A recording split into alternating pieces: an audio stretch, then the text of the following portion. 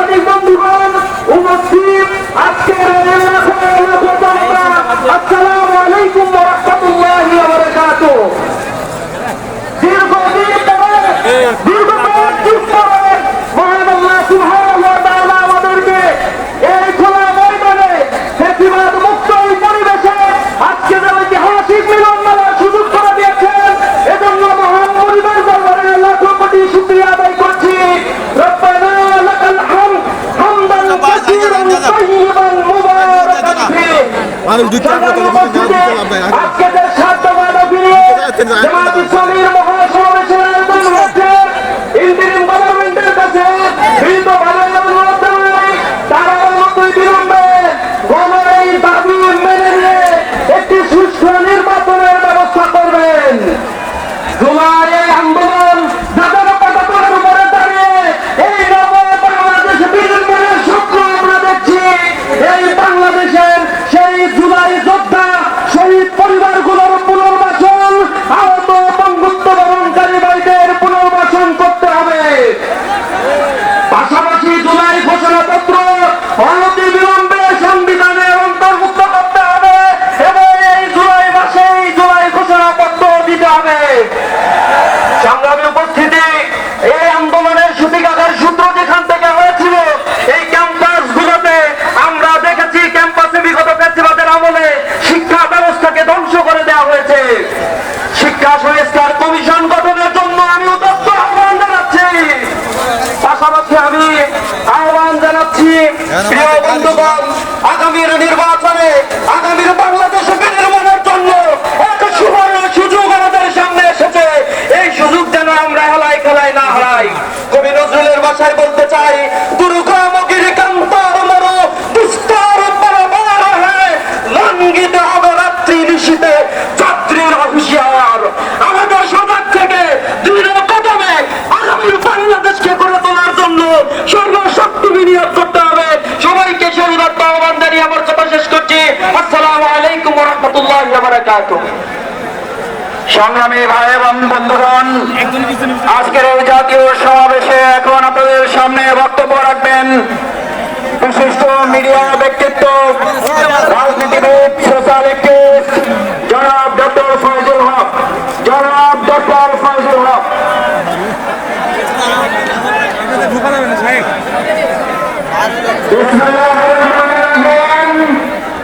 বাংলাদেশ জামাত ইসলামী কর্তৃক আয়োজিত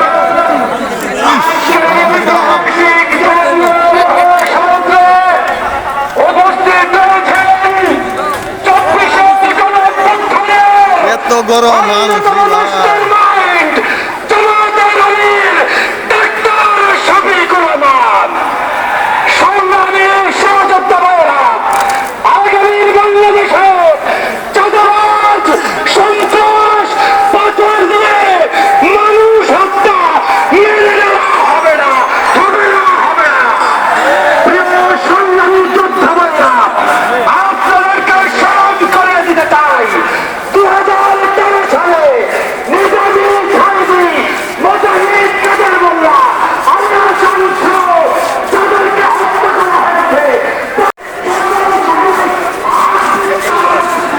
ভাই, তোমরা আল্লাহর রজ্জুকে, আল্লাহর কোরআনকে সকলে এখন শক্তভাবে ধারণ করো এবং পরস্পরের বিচ্ছিন্ন হবে না।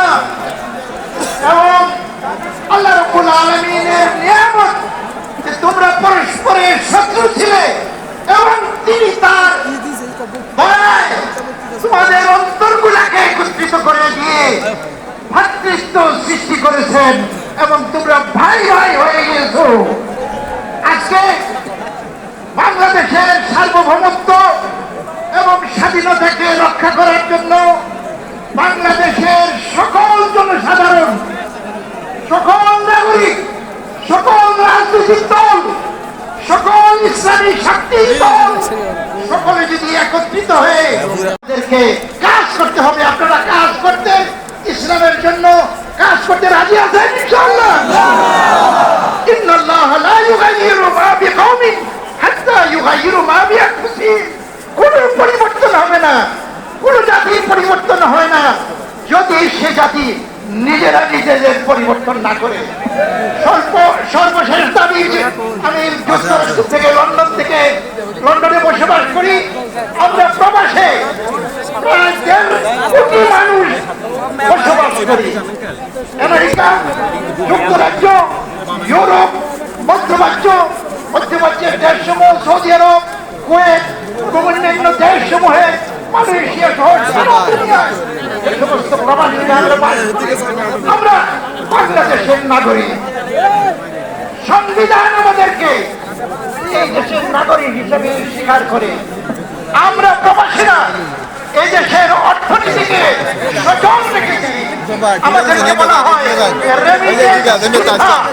এবং এই যোদ্ধাদেরকে যারা বিদেশ থেকে অর্থনীতি টাকা পয়সা পাঠিয়ে তাদের ভোটের অধিকার কোটির উপরে প্রবাসীদের পক্ষ থেকে আমি আজকে এই জাতীয় সমাবেশে দাবি জানাচ্ছি, আর বিলম্ব নয়, আর ওয়াদা নয়, এই বছর এই আগামী নির্বাচনে আমাদের ভোটের অধিকার প্রতিষ্ঠা করুন। আমরা আমাদের অধিকার অবশ্যই আমাদেরকে দিতে হবে। আমি সকলের পক্ষ দিয়ে আজকের এই জাতীয় এই লক্ষ লক্ষ সমাবেশে এই দাবি জানাচ্ছি, আপনারা এই দাবি সমর্থন করেন ইনশাআল্লাহ। এত মানুষের পক্ষে ইনশাআল্লাহ আমরা বাস্তবায়িত আগামী নির্বাচনে দেখতে চাই।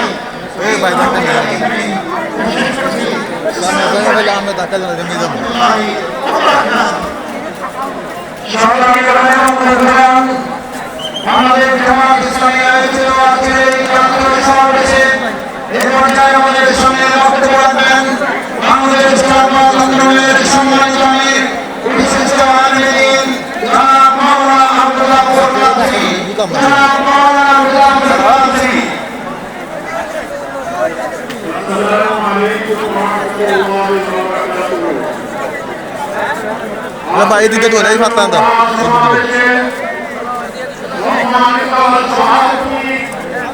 পাতলা কথা গাছতলা খাবেন, গাছতলা খাবেন।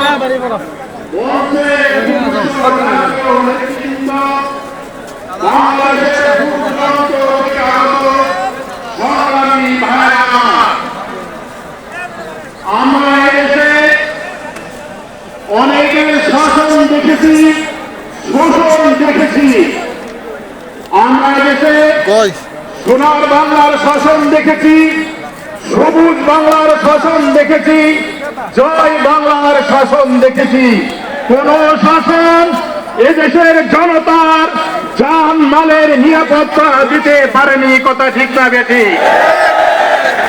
আজকে আমাদের সময় এসেছে, আজকে আমরা ঐক্যবদ্ধ ভাবে এ দেশে বড় মানুষের জান মালের নিরাপত্তা দেওয়ার জন্য, এদেশে ইসলামী হুকুমত কায়েম করার জন্য সকলেই ঐক্যবদ্ধ প্রচেষ্টা চালাবো ইনশাআল্লাহ।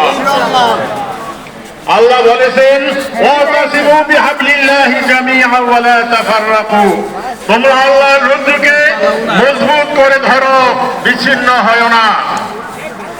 আমাদের দেশের যুগ শ্রেষ্ঠ বুজুর্গ পানিয়ে খেলাফত হযরত হাফিজ হুজুর রহমাতুল্লাহ আলাইহি ঐক্যের একটি ফর্মুলা দিয়েছিলেন, এক হও নেক হও, কথা ঠিক না বেটি? আমি আজকে জাতীয় নেতৃবৃন্দ, বিশিষ্ট ইসলামী চিন্তাবিদগণ, বিভিন্ন রাজনৈতিক দল, ইসলামী দল সমূহের প্রতি উদাত্ত আহ্বান জানাবো, আমরা পিছনের সকল মতভেদ ভুলে গিয়ে, সকল একতলাপ ভুলে গিয়ে এদেশে মানুষের জান মালের নিরাপত্তার জন্য সেই মদিনার সনদ হযরত মুহাম্মদুর রাসূলুল্লাহ সাল্লাল্লাহু আলাইহি ওয়াসাল্লাম কর্তৃক যে ইসলামী রাষ্ট্র ব্যবস্থা, সেই রাষ্ট্র ব্যবস্থা কায়েম করার জন্য আমরা মাঠে ঝাঁপিয়ে পড়ব ইনশাআল্লাহ।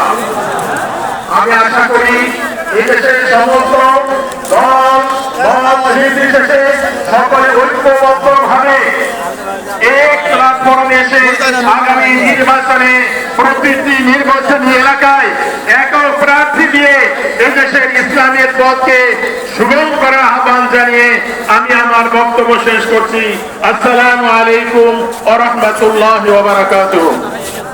সম্মানিত উপস্থিতি, আজকের এই জাতীয় সমাবেশে এখন জুলাই যোদ্ধাদের মধ্য থেকে বক্তব্য রাখবেন নর্থ সাউথ ইউনিভার্সিটির মেধাবী ছাত্র, যে গুলিবিদ্ধ হয়েছিল আমাদের প্রিয় ভাই MS মুস্তাফিজুর রহমান। এখন বক্তব্য রাখবেন MS মুস্তাফিজুর রহমান। এই আর খারেন ভাই জিরা আলু